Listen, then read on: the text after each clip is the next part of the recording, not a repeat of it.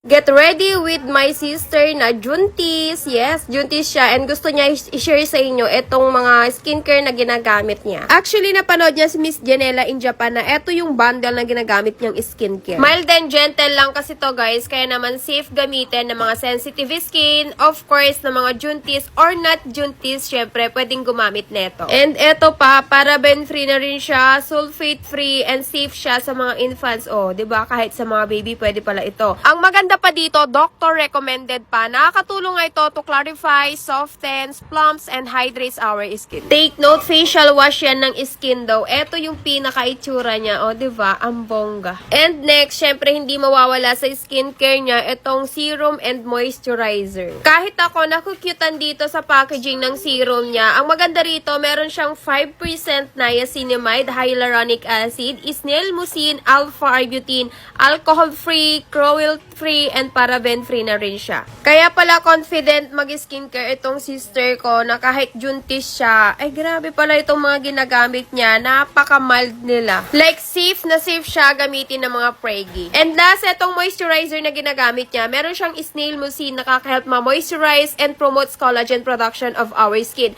And then Bacucol guys, sa mga hindi nakakaalam, natural alternative to retinol po yan. Safe yan sa preggy, breastfeeding, and antioxidant na rin ito and anti-aging. Para still young din po ang ating mga skin. Niacinamide naman nakaka-help yan to brightens, minimize pores, skin barrier enhancement. Kaya naman pala kahit Juntis tong sister ko, napaka-fresh, napaka-glowing niyang tingnan. May mga small bumps, tiny bumps lang siya sa noo, pero normal lang.